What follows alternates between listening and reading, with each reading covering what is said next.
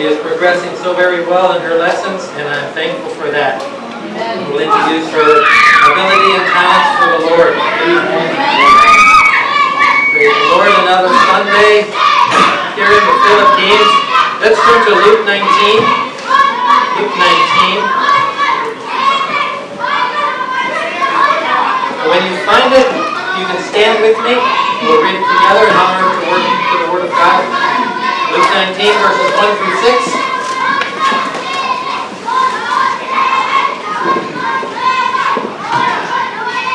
Luke 19, verses 1 through 6. Follow along in your Bible as I read. And Jesus entered and passed through Jericho, and behold, there was a man named Zacchaeus, which was the chief among the publicans, and he was rich. And he sought to see Jesus, who he was, and could not for the press, because he was little of stature. And he ran before, and climbed up into a sycamore tree to see him, for he was to pass that way. And when Jesus came to the place, he looked up and saw him, and said unto him, Zacchaeus, make haste and come down, for today I must abide at thy house. And he made haste and came down and received him joyfully. Let's pray. Heavenly Father, again, we thank you for this day, this opportunity to give us. You've given us to worship and to gather. Thank you for the truths in the Word of God. Pray, Lord, that you'll use me today in a special way. Speak through the message. Father, touch every heart. Help us to keep distractions aside. And pray that you will bless us today. Watch over us and keep us for your will and your glory. In Jesus' name, amen. Amen. You can be seated.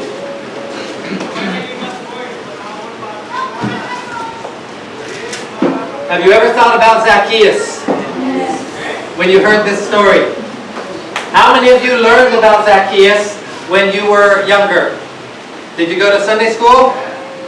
Did you learn before you were an adult about Zacchaeus? There's a song about Zacchaeus. Who knows the song about Zacchaeus? Oh, very good. Because we will sing it. We will sing it together.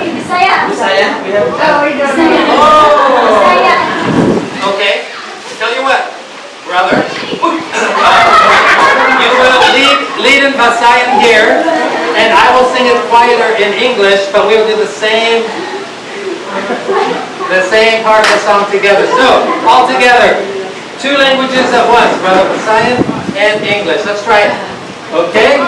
You remember? Yes. Okay, you help him. You help. It's okay, man. Moral support. Amen.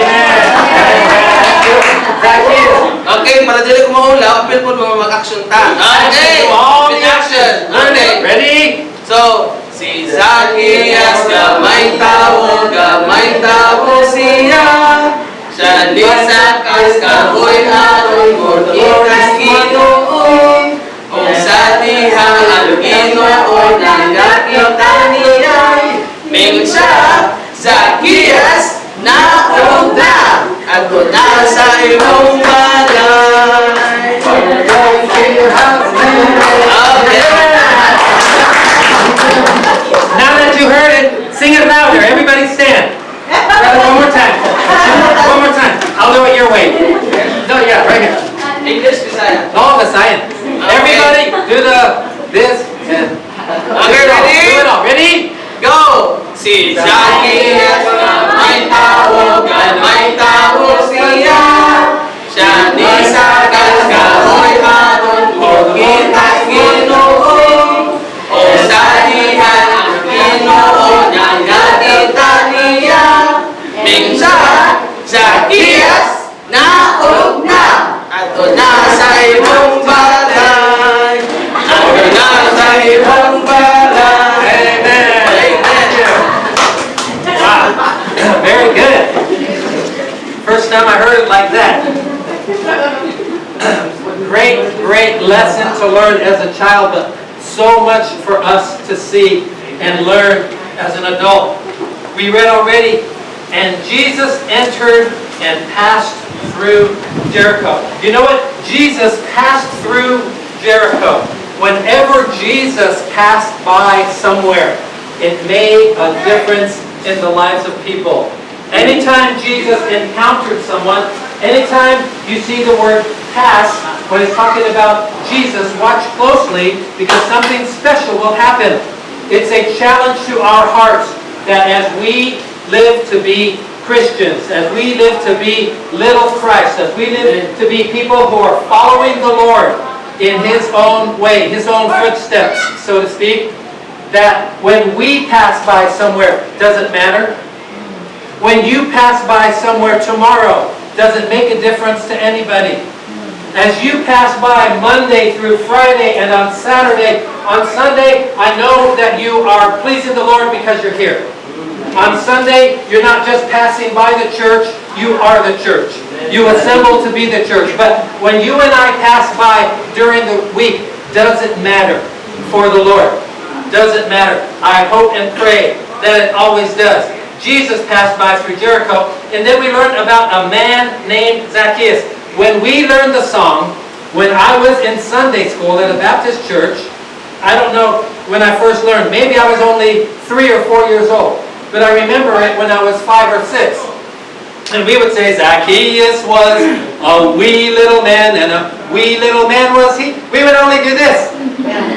Pero that's not real. That's only 2 or 3 inches. Oh, if only I had a little Zacchaeus. Boy, I would have your attention. I have a little man to show you. Here he is. His name is Zacchaeus. And he stands here, and he's a wee little man. But maybe he was only smaller than everyone in the front row. And oh, what a tiny man. What a little man that he was. But listen, he was chief among the publicans and he was rich. You know what? It just so happens that we're in a study on part of the life of David on our midweek service on Wednesdays. And we already learned that when you have power and when you have wealth, often you have more temptations and more challenges to do right, because it gives you some of the luxuries and some of the better things in life. And Zacchaeus happened to be one of those people. He was a publican. Guess what? A publican is a tax collector. How many of you love the tax collector so much? With all your heart, I love the tax collector. Only the government employees. Okay, listen, illustration. I need 5 pesos for taxes, brother. Ma'am, do you have 5 pesos? Do you have 5 pesos? Okay, go home. No. Okay. I'll return off here. Oh, look, he gave me only 1. Oh, listen, I'm sorry. Did I say 5 pesos? No, I'm the tax collector. Really, I want you to give me 8 pesos per person. You only owe 5, but I'm going to collect 8. Okay? Do you have 8? Do you have 8? You have 10?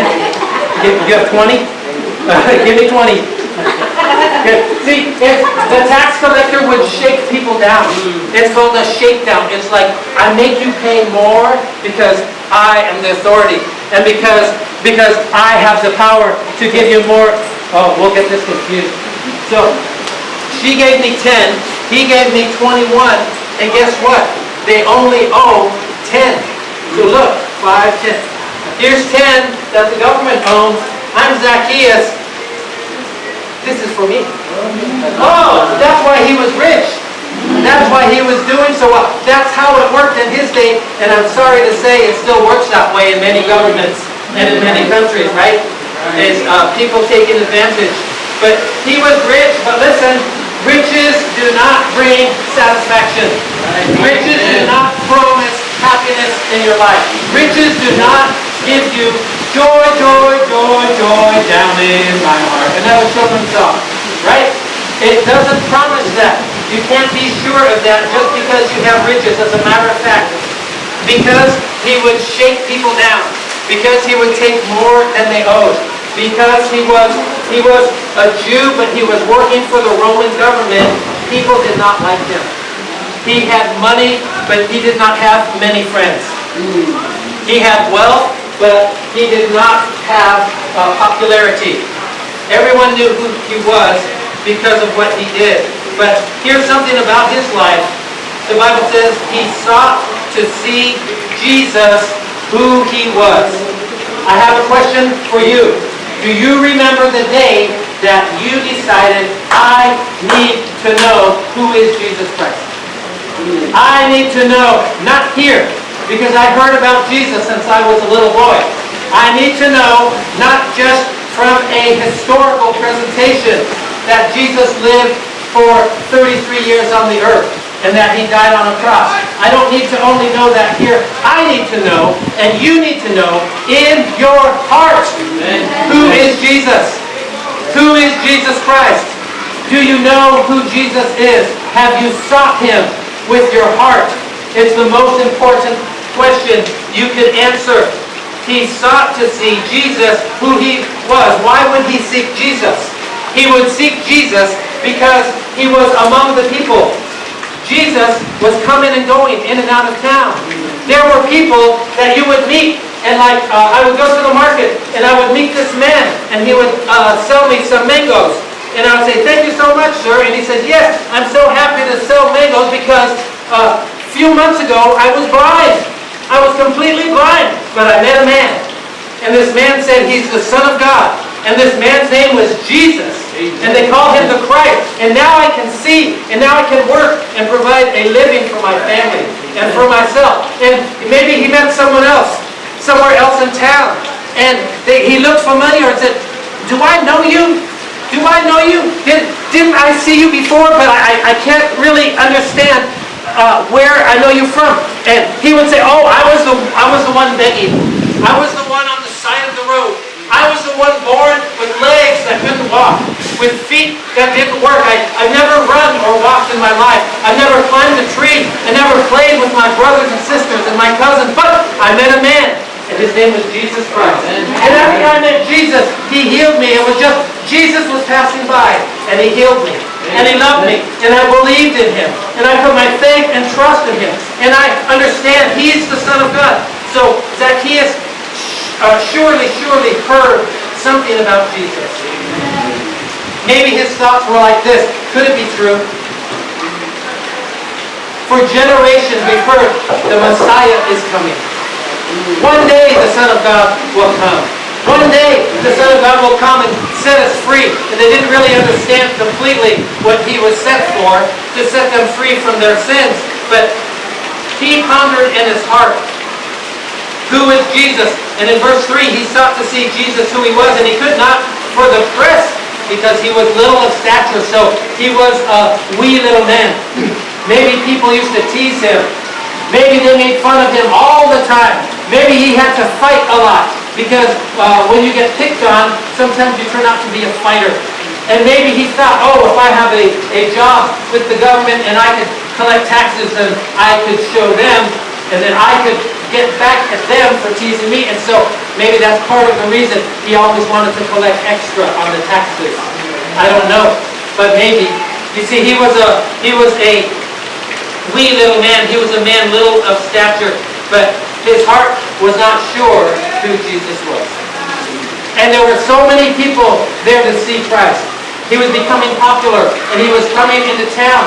And remember when you would go to a parade or an event and so many people would show up, if you're not near the front, it's hard or impossible to see what's happening in the front. And so he came to where Jesus was coming, and you could hear the crowd that he was coming to pass that way, and he thought, I'm not going to see him if I stand here on the road. I need to get up higher. And the only option that he saw was to climb a tree. Now, I love coming to the Philippines because the children know how to play. I love seeing the kids. They love to run. They love to make noise. They love to play with anything they can find. If it's a stick or a rock, they're very happy. And if they can climb a tree, woo, it's a good day. Little boys and sometimes older boys. But listen, I can't remember the last time I saw a full-grown man climb a tree. If we took all the men in here today, over 25, and I said, brother, climb a tree, we want to watch. Oh no, that would be quite a sight. It would be very hard. For some of us, it would be impossible, because we haven't climbed a tree in a long time. Because our muscles aren't the same, and our flexibility is not the same, and this rich tax collector, and I believe he had lots of money. He had servants. He had cooks. He had people take him where he needed to go. I think he ate the good food. I think he put on many kilos because he was wealthy and he could afford it. And now he's trying to climb a tree. I imagine that would have been something to see. Maybe when we get to heaven, I say, Lord, I want to see the DVD of Zacchaeus climbing the tree because it will make me laugh. I'm sure it was quite a sight, but somehow he found a way up. Now, if I needed to climb a tree, and I said, brother, I need to climb the tree, I need you to give me, we say, a boost. Give me a lift. Give me a boost. And then he would, because he loves me, he would hold his hands, and he could lift me, and I could start to climb the tree. Maybe he did it like that. Maybe, I don't know, maybe he paid someone to bring a ladder from their house, and then he climbed the ladder and was up in the tree. But he had to know and find out for sure and settle in his own heart and mind, who is Jesus Christ? Is he the Son of God? He ran before, climbed the sycamore tree to see him, for he was to pass that way. He made sure that he would see Jesus. Verse 5, when Jesus came to the place, he looked up and saw him, and said unto him, Zacchaeus. Said unto him, Zacchaeus. Who are we talking about? Jesus Christ in human flesh. We just talked about it in Sunday school. God in human flesh was coming by and looked in the eyes of Zacchaeus, and he called him by his name. Jesus looked up in the tree and he saw him, and then he called him by his name. Do you realize one day, child of God, that the Lord Jesus Christ will call you by your name? Amen. Can you imagine the day when you leave this world and people are sad, but you're not even thinking about what's down here? You're in glory, and you're in your glorified body, and you go to heaven, and there is the Lord Jesus Christ, and there's no question about who he is, and he's just full of light and love and warmth, and he looks at you, and he reaches out, and I think maybe he won't just shake hands. I think the Lord will actually embrace us. And when he does, when the Lord Jesus gives you an embrace, and he calls you by your name. Amen. Oh, what a sweet moment that will be. Hey, there's no time in heaven, so maybe you can just experience it for 100,000 years. A hug from Jesus Christ. When he calls you by your name. When he looks into your eyes and you realize, wow, I know I was just a man. I was just a woman, and I failed the Lord often, but he loves me. He forgave me.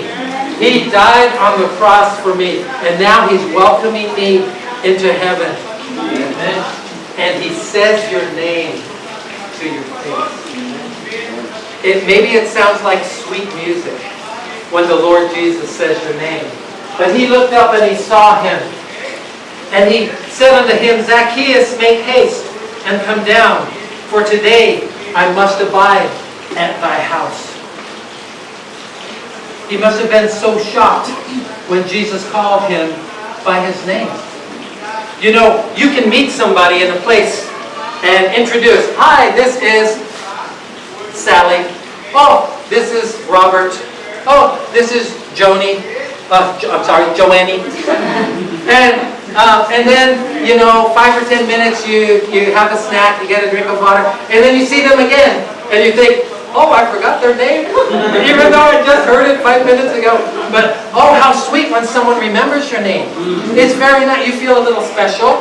You feel like, oh, okay, I made a good impression. And, oh, when he heard Jesus say his name, what a wonderful time and experience and thing for Zacchaeus.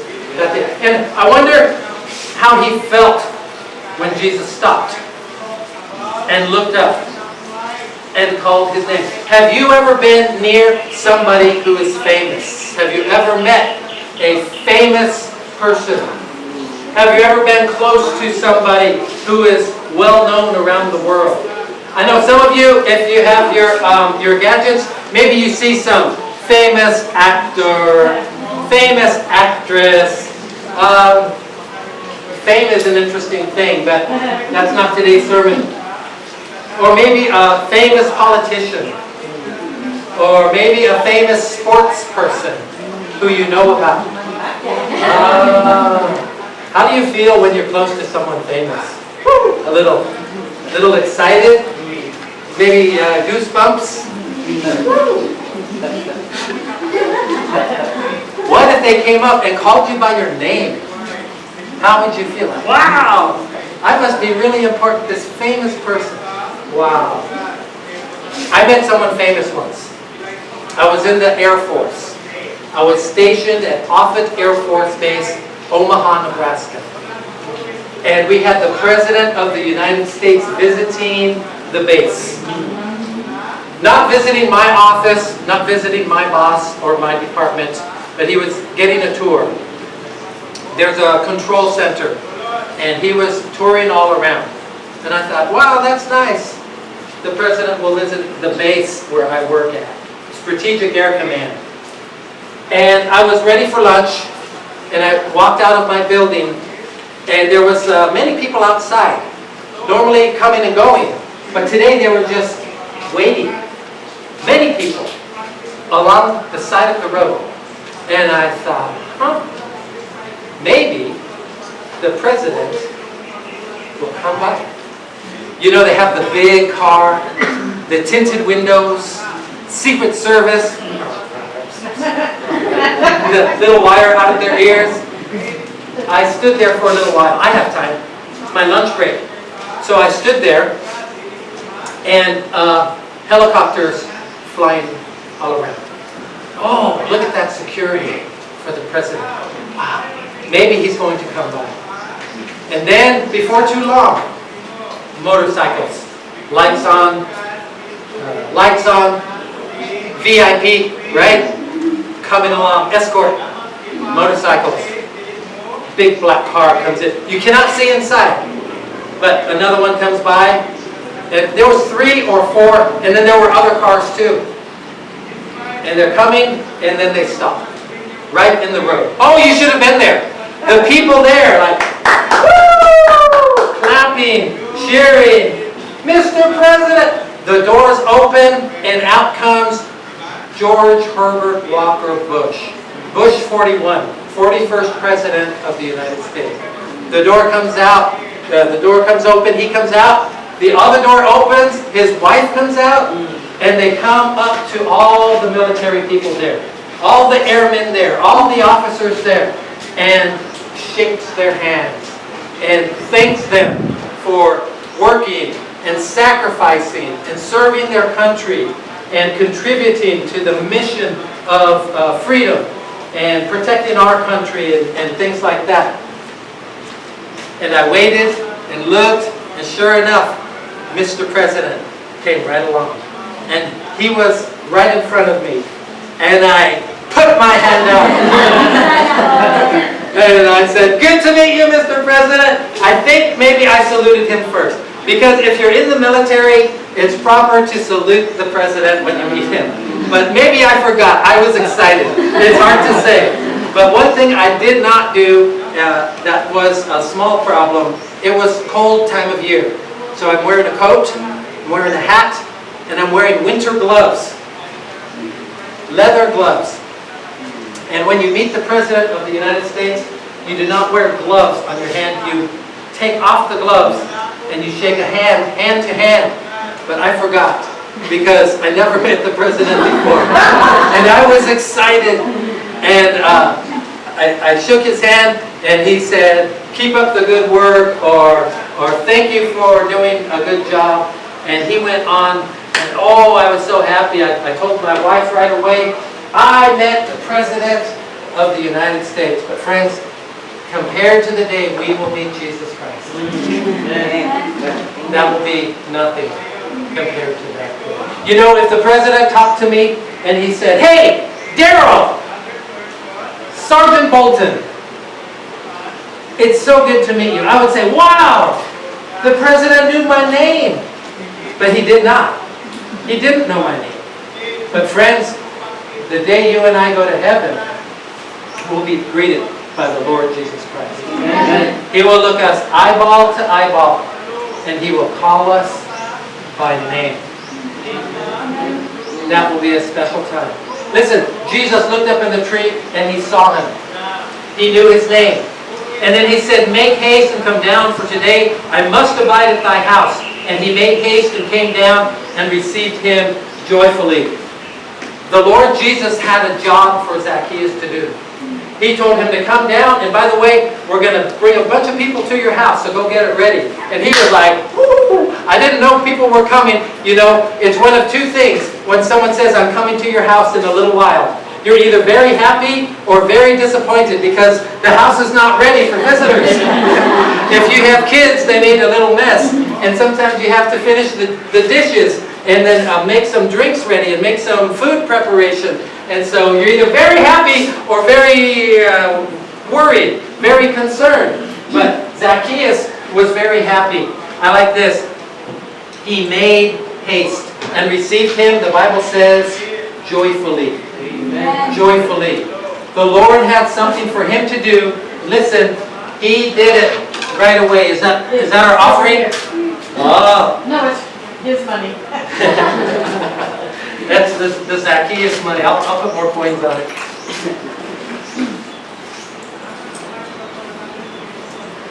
The Bible says he made haste.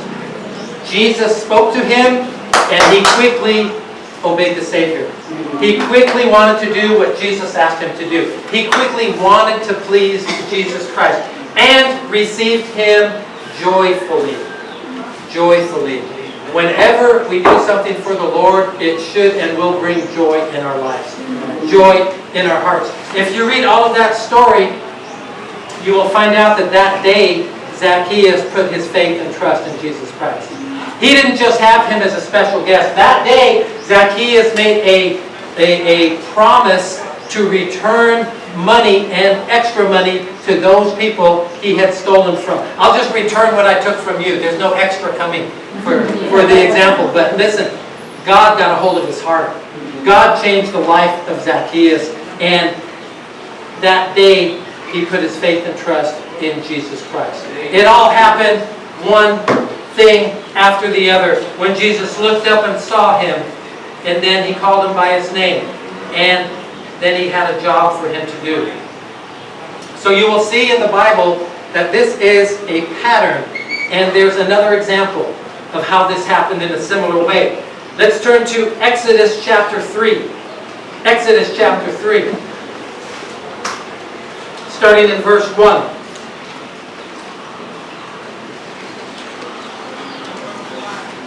Exodus 3, in the front of your Bible. Exodus 3, and verse 1. Our friend Moses. I'll read, you can follow along, verses 1 through 4. Now Moses kept the flock of Jethro, his father-in-law, the priest of Midian, and he led the flock to the backside of the desert, and came to the mountain of God, even to Horeb. And the angel of the Lord appeared unto him in a flame of fire out of the midst of a bush. And he looked, and behold, the bush burned with fire, and the bush was not consumed. And Moses said, I will now turn aside and see this great sight, why the bush is not burnt. And when the Lord saw that, he turned aside to see. God called unto him out of the midst of the bush, and said, Moses, Moses. And he said, Here am I. A tremendous experience for Moses in the backside of the desert. Do you remember when Moses was born? He was raised by a daughter of the Pharaoh. He was given many privileges in life, a great education, and who knows how many good things that he had because of who raised him. But then something happened, and he actually killed a man, and then he fled for his own life. And so instead of being a leader to his people, he ended up being someone who was hiding from everybody. And the Bible says that he was working. Do you remember his job now? His job, he became a shepherd. He became a shepherd. And the Bible says that he was in the backside of the desert. You know, at one point in his life, maybe he thought, I will be one of the most important people in all of Egypt. Because of how he was raised and how he was taught and his leadership skills, he could have been maybe one of the most famous leaders, or you might say politicians, or men of influence, standing before great crowds of people. But the Bible says that he led the flock to the backside of the desert. Moses, when he left Egypt and became a shepherd for his father-in-law, he had that job, the Bible says, for 40 years. For 40 years.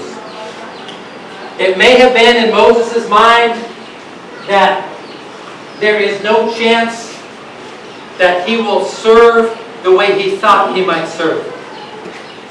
His life changed suddenly. He is raising sheep. He is taking care of sheep on the backside of the desert, on the far side of the desert. You know who he meets out there? Nobody. He's away from everybody. And he's even away in the desert. Of all the desert, he's not even near the front of the desert where he might meet and see and interact with people. He is on the back side of the desert. And folks, I want you to remember this.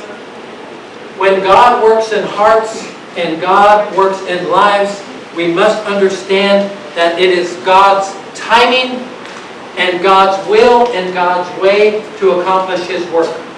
And we may think, Lord, I want to be busy for you. I want to be in the front. I want to be engaged. I want people to interact with me. I want you to use me.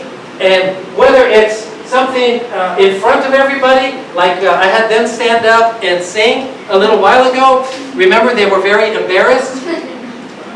But listen, sometimes God will put you or put me on the back side of the desert because He's still working in your heart. And He's still working in my heart. And He's still working in the hearts and lives and the circumstances of others that we don't even see what and how God is doing it. But for 40 years He was there. And for 40 years He was in charge of sheep. So I want to take you back in time to when Moses became a shepherd. So all of you are sheep. All of you are sheep. And all of you are sheep. And let's see. Let's see. Brother, can you help me? Can you sit here for a minute? Can you sit here? You will be the burning bush when I tell you. Because you have the red shirt. Okay?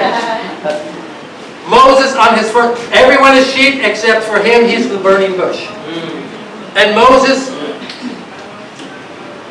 God worked it out where he could talk to his father-in-law and said, you will take care of the sheep. And it's his new job, right? He was not a shepherd before. And so Moses had to take care of the sheep. So he comes to work and he's so happy. Oh, I have a job. I'm not going to be unemployed. I can take care of my family. So he goes to work and all he has around him and with him are sheep. So when he goes to work, very happy and very excited the first day, all he hears is sheep. And what do sheep say? Everybody, what do sheep say? And what do sheep say over here? Just like that. So his first day at work, he gathers all his sheep, first day at work, and he hears this side, and they say, and this side, he hears them say, wow, very good. Very good. He goes, oh, sheep, listen, I'm going to be the best shepherd I can. I'm going to love you. I'm going to protect you. I'm going to lead you to good, clean water and beautiful grass. And wow, we're going to have such a good time together. And then a month went by, and he's doing the same job. And he goes to work after 1 month, and he shows up, and he meets these sheep, and he hears them say, And he sees these sheep and they say, and this one's a little sick. And he's still so happy. He's taking care of the sheep and they go out to pasture. And you know, sometimes you have to live with the sheep. And sometimes you sleep and you have sheep pillows. And then you smell like a sheep sometimes. And that's okay because he loves them. And then 1 year goes by and he goes to work. And this is all he hears. Not other shepherds, him and the sheep. He hears these sheep and they say, and he hears these sheep and they say, same thing. And he thinks, boy, I'm glad I have a job. But we always have the same conversation, me and the sheep. And 5 years go by, and 10 years go by, and he shows up to work, and this is what he hears after 10 years. He hears these sheep, and they say, and he hears these sheep, and they say, There's a little split among the sheep. They say, and they say, ma. And now he's kind of getting into a routine. He thinks, okay, I'm a shepherd. I've been with these sheep 10 years, and time goes by. And it becomes 15 years, and 20 years, and 25, and 30, and 35. And finally, after 40 years, he maybe thinks, you know what? At one time I had plans for my life, but nothing's ever going to change. Now, I don't know how much he understood and had of the Word of God, but he must have had a relationship with God, and he must have thought, I believe, in his heart, this is my life. This is how I'm going to live. This is my job, and really not much is going to change. But one day, he went to work, and he heard these sheep, and they said, and he heard these sheep, and they said, and he came to the mountain of God, even to Horeb, and the angel of the Lord appeared unto him in a flame of fire out of the midst of a bush. So he's a bush, and he's going to be a burning bush. And he looked, and behold, and the bush burned with fire, and the bush was not consumed. And Moses said, I will now turn aside, see this great sight, why the bush is not burnt. And when the Lord saw that he turned aside to see God, God called unto him out of the midst of the bush, and said, Moses, Moses. So Moses is with the sheep, and everything when he goes to work, it's the same as the day before, and the same as the week before, and the same as the month before. For 40 years, doing the same job over and over. But he comes up to the burning bush, and it's burning. Brother, can you burn like this? Burn. So he's burning. And then he heard the voice of God. So from your mouth, I want to hear the voice of God say, Moses, Moses. Okay. Let's do it again. Okay. So, he's taking care of the sheep. Oh, what's this? Burning bush. He gets close and he hears these words. Whoa. Listen. God saw him all those years on the backside of the desert where he was virtually forgotten by almost everybody. God knew where he was. God saw him. And then God knew his name. God called him by his name. And then as you read this story in the Bible, you know that God had a great job for Moses to do. God saw him. Say that with me. God saw him. God knew his name. Say that with me. God knew his name. And God had a job for him to do. Say that. God had a job for him to do. It happened with Zacchaeus. It happened with Moses. One more example for you. Acts chapter 9, please. Acts chapter 9.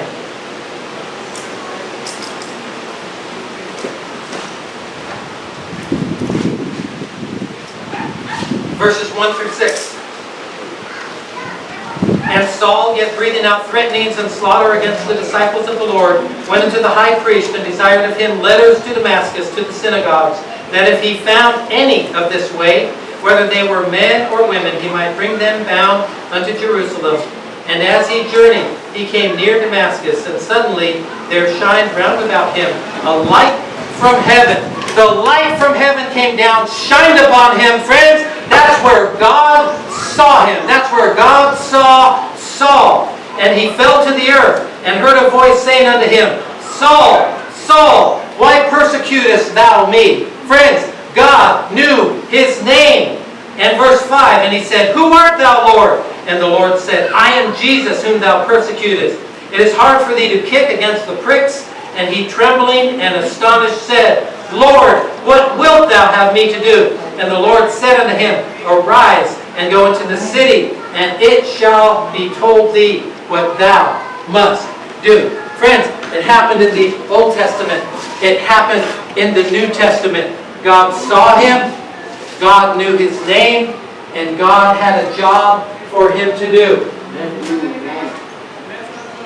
God works in the same way even today. We need to realize that God sees us. God sees me, and he sees you. God sees us gathered into the church to worship him today, and that pleases the Lord. He sees us when we think we are alone and cannot be seen. The Bible says in Jeremiah 1:5, Before I formed thee in the belly, I knew thee. The Bible says in Luke 12 and again in Matthew 10 that the hairs on your head are numbered. There's nothing that God doesn't know.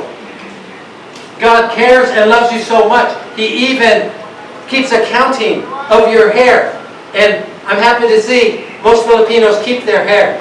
Amen. When I preach in the States, so many times, there's people with no hair. And I say, oh, you're helping God to have an easy count of the hairs on your head. And they say, thank you for the bald joke. Oh, in Proverbs 15 and 3, verse 3, the Bible says, the eyes of the Lord are in every place. Friends, amen. Remember this today. God sees me. Amen. God sees me. Say it with me. God sees me. Not only that, but God knows our name. He knew us before we were born. He knows us more intimately than anyone ever has or anyone ever will. You know what? God knows your name. Say this with me. God knows my name. Ready? God knows my name. And God has a job for each of us. You know God created you. You know what? God created only one of you. Think of this. Limited edition. You are limited edition. There's only one of you. And God created you with certain skills, certain talents, and certain abilities. God created you so you could do something to glorify him. We need to serve the Lord with gladness. God knows our potential. It's amazing. We have a special music played here earlier from Miley, right? Maybe a few years ago, she did not even dream of playing the instrument, and now she plays it so nice. Heck, God knew she would be able to play that today. God knows how she will increase, and as she loves the Lord, she can do more for the Lord. He knows what we can accomplish even before we think about accomplishing things. Think about Daniel before he had a slumber party in the lion's den. Daniel slept with the lions instead of being eaten by the lions. What about David when he killed the mean and the bad and the foul man named Goliath? God knew what would happen that day. Hey, that morning, David was a shepherd. That morning, he was just at home helping Dad. And his father gave him some food to take to his brothers who were in the battle. And that afternoon, David was a hero. God knew all about that. Do you imagine Noah knew he could do something like build an ark? Or Moses, that one day he would part the Red Sea. You see, God knows all these things ahead of time, doesn't he? What is it that God knows that you can do? Are you willing to do it? If God speaks to your heart, are you willing to obey God? Are you willing to trust God to use you? Are you willing to let your pastor help you and lead you in service to God for God's perfect will in your life? Everybody we talked about in the Bible, the people that you admire the most when you read the Bible, when you hear stories about people in the Bible, they were used in part because they were faithful men. They were faithful, obedient people to the Lord. They were willing to serve, and that's where it all started. Be faithful. Be faithful to God. If you are faithful to God, one day you can look back on your own life, and you can think this: how amazing and how mighty is God to use a simple person, to use an ordinary person like me to bring glory to His name. Amen. To accomplish something great. Wow. Isn't the God that we serve a great, great God? Amen. Remember this today. Say it after me. God sees me. God sees me. God knows my name. God knows my name. And last, God has a job for me to do. God has a job for me to do. I believe it. I pray you'll take it to heart and believe it too. Let's stand together and let's get ready for an invitation time. Every head bowed, every eye closed. As the music plays softly, I believe God created you for a special purpose. And I believe God sees you and sees me. I believe God knows us like nobody else knows us. And I believe that God created you to bring glory to His name. The Bible says in Genesis 16, "Thou, God, seest me." One of the earliest chapters in the Bible, we learn that God sees and knows us. Let's pray together. Heavenly Father, I pray that this message today will stir our hearts as we remember that you created us, Lord, that you see us, that you know our name, and Father, you have a job for us to do. I pray, Father, we'll seek to please you and serve you with all of our heart. Father, I pray we'll remember these words today. God sees me, God knows my name, and God has a job for me to do. Father, as we pause for a couple of moments of invitation, I pray if anybody here doesn't know Jesus Christ as their personal Savior, having their sins forgiven and a home in heaven, I pray that they will come forward today and we can show them from the Bible how they know they can be saved. Lord, nobody can serve you until we belong to you.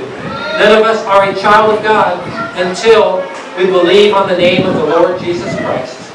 So Lord, I pray that we'll be responsive during the invitation time today. As you speak to hearts, I pray that we will commit to do what it is you created us to do. Because Lord, you see us, you know our name, and you have work for us to do to bring glory to your name. In Jesus' name, I pray these things. Amen.